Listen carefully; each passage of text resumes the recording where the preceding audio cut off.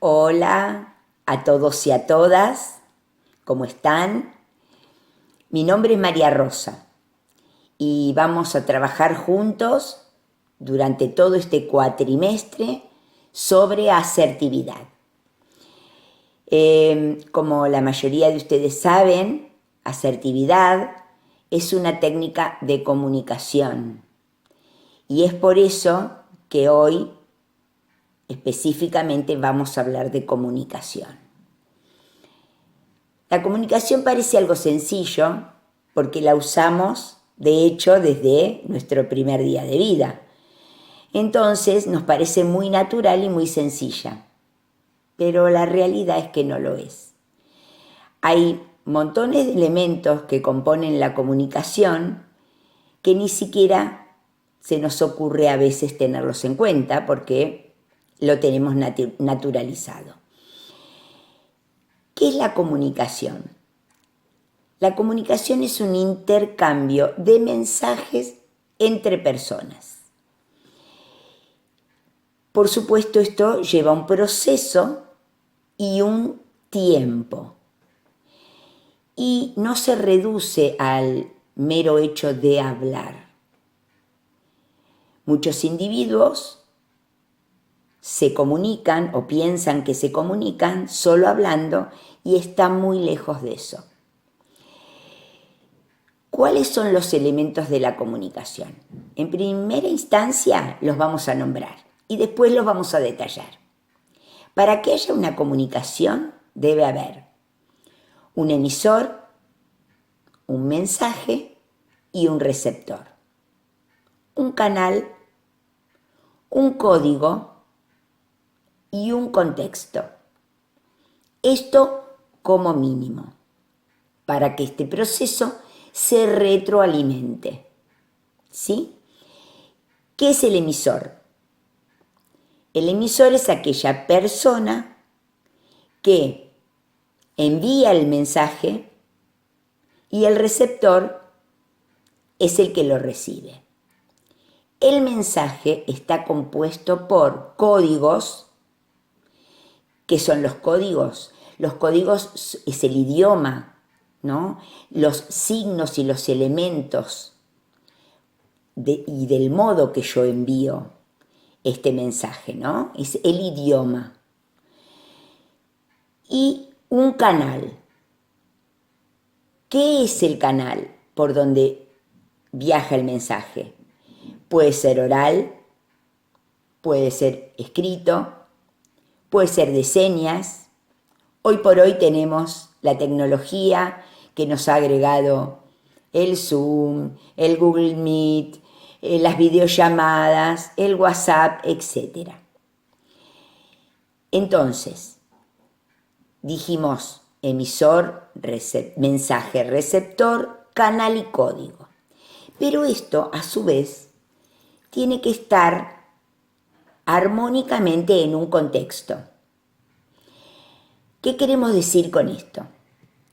Imagínense ustedes que están en la parada del colectivo y alguien viene y les pregunta cuánto cuesta una leche. Automáticamente ustedes van a tener una alarma, un pensamiento, un ruido. Y van a pensar, ¿qué tiene que ver que me pregunte esto aquí? Porque ese no es el contexto. Distinto sería si esa misma pregunta se la hacen en un supermercado. Obviamente va a ser menos ruido eso. Entonces, así como es tan importante todos los elementos que nombramos antes, el contexto también es muy importante. ¿Qué son los ruidos de la comunicación? Muy bien, vamos a hablar de eso. Los ruidos están siempre presentes en la comunicación y sin duda son un obstáculo. Conocerlos y saber que van a existir, sin duda nos va a facilitar mucho este camino. Hay dos tipos de ruidos: ruidos internos y ruidos externos. Ruidos externos, por ejemplo, qué sé yo, ruidos en una discoteca, en un lugar donde hay mucha gente, aviones, ruidos de autos, bocinas. Hay muchísimos ruidos externos. Generalmente, ustedes fíjense que cuando nosotros necesitamos tener una conversación importante, de relevancia, intuitivamente decimos, vamos a un lugar tranquilo donde podamos conversar, sin saber probablemente que existen este tipo de ruidos que influyen en la comunicación, deseamos un lugar tranquilo. Bueno, de esto se trata. Es muy difícil comunicarse cuando hay un ruido externo muy potente, sobre todo si la comunicación tiene una cierta relevancia. Si es una conversación superflua, por ahí no tanto, pero sí es una conversación importante. Pero muy a tener en cuenta son los ruidos internos. Y acá voy a hacer un paréntesis importante. Todos tenemos ruidos internos, porque tenemos creencias, porque tenemos pensamientos, ¿no? Ya lo hemos visto en los talleres de reestructuración. Entonces es inevitable tener ruidos internos. Tratar de detectarlos para que influyan sobre nosotros lo menos posible. Los ruidos internos más complicados son los prejuicios, los condicionamientos emocionales. Si yo me estoy relacionando o estoy en una comunicación con una persona que por ahí no aprecio tanto, esto va a condicionar el mensaje sin duda. Entenderlo y poder descifrarlo nos va a facilitar esta tarea, pero sí sabiendo que de un modo u otro siempre van a existir ruidos, internos y externos, lo que en comunicación le decimos interferencias, para tenerlos en cuenta. ¿Cuáles son los principios principales o las perlas de la comunicación? En primer lugar, un enfoque múltiple. ¿Qué queremos decir con enfoque múltiple? Si yo parto a la hora de comunicarme desde un lugar de la razón, de una razón única y universal, voy a tener muchas dificultades sobre todo en negociar, sobre todo en tratar de buscar un punto de equilibrio en esa conversación. Entonces, cuanto más amplio es el enfoque, cuanto más capacidad tenemos de escuchar las verdades ajenas y no dar por ciertas las nuestras, menos inconvenientes vamos a tener a la hora de comunicarnos. Otro principio es la asertividad, y de eso nos vamos a encargar todo el cuatrimestre, que ustedes saben que es tener en cuenta mis sentimientos del mismo modo que tengo en cuenta los sentimientos ajenos, partiendo de la base que mis derechos son iguales a los derechos de los demás. Sabemos que asertividad tiene técnicas, y de eso nos vamos a ocupar, y cuanto más técnicas de asertividad desarrollemos, vamos a tener más herramientas para trabajar sobre esto. Otro principio, otra perlita de la comunicación es la escucha activa.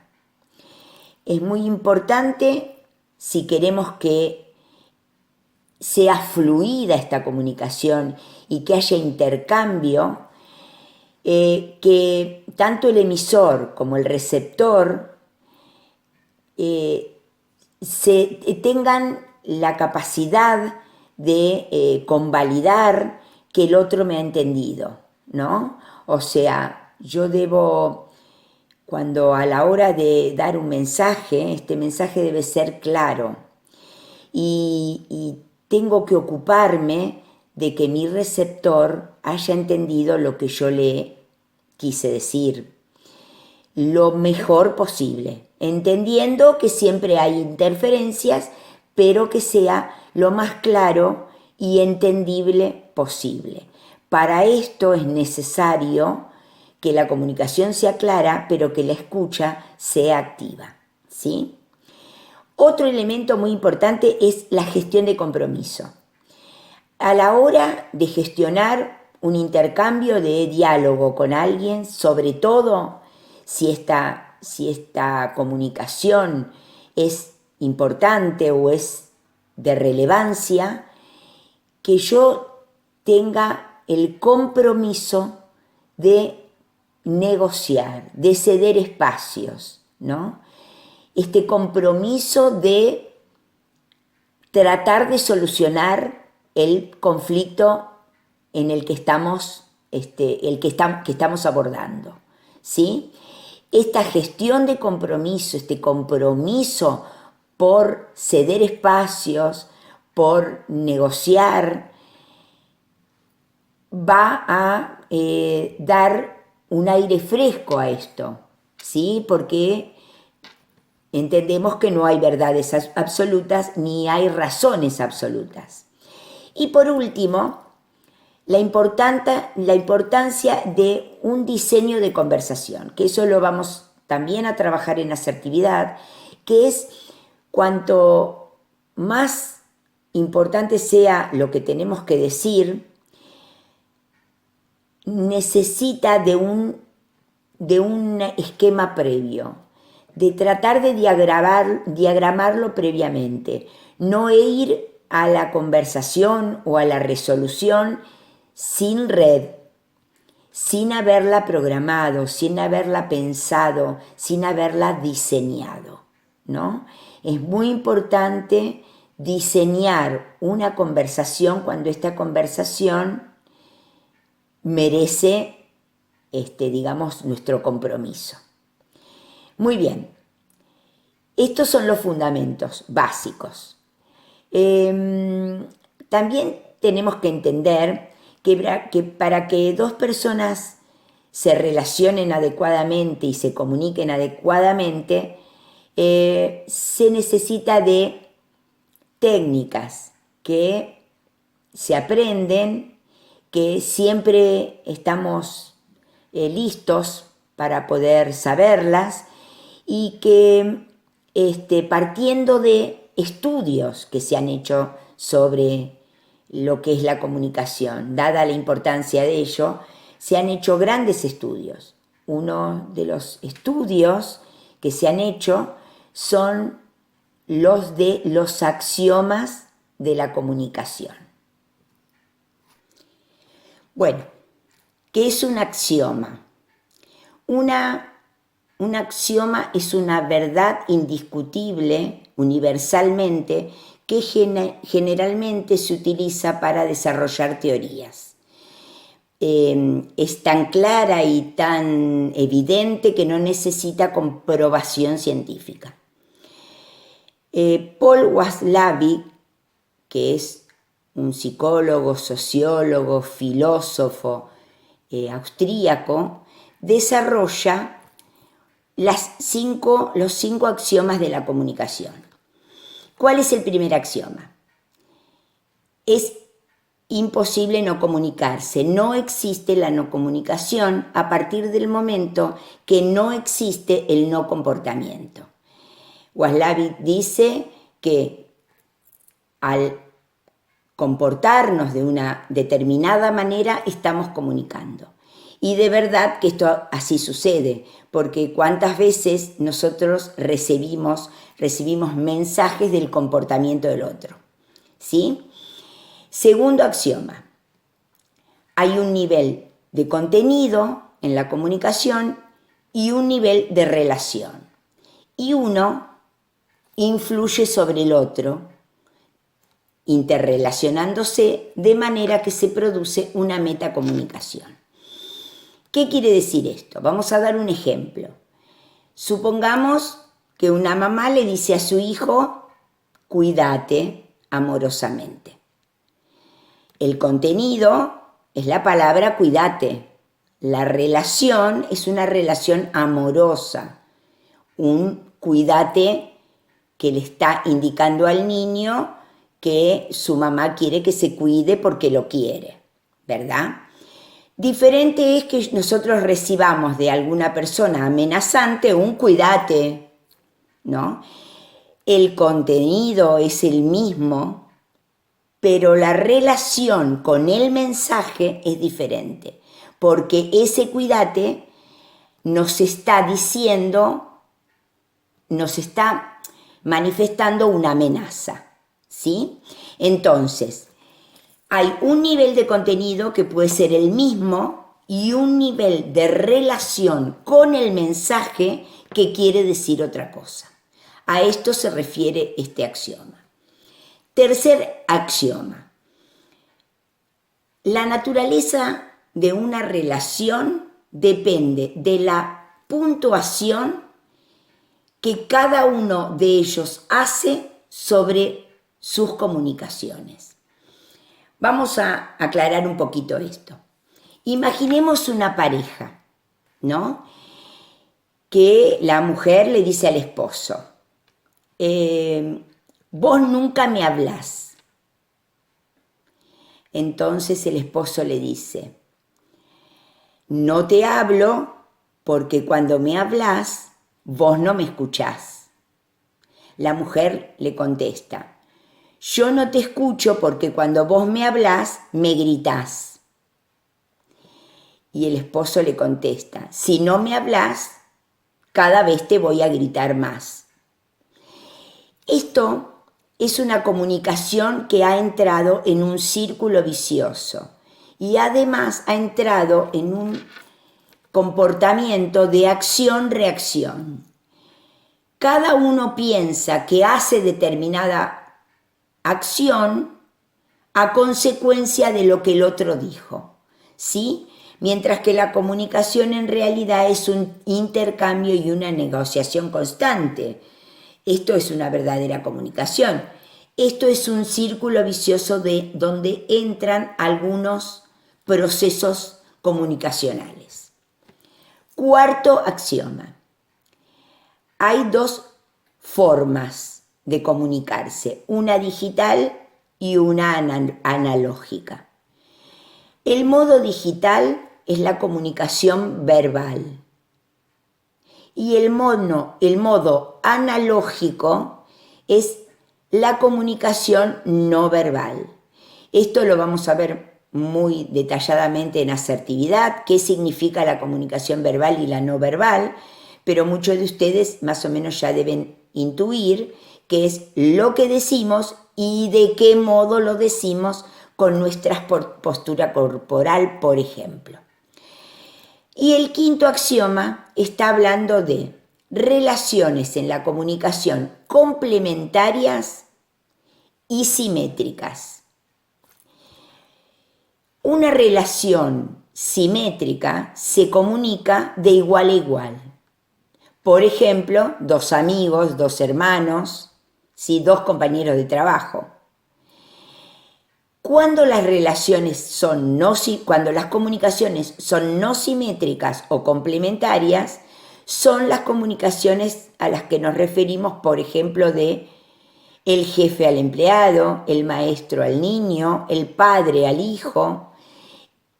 Son comunicaciones complementarias, en donde uno comunica y el otro generalmente obedece, ¿sí? O acepta. Mientras que la simétrica hay un intercambio constante de opiniones diversas. Muy bien. Obviamente que son temas que dan para muchísimo más.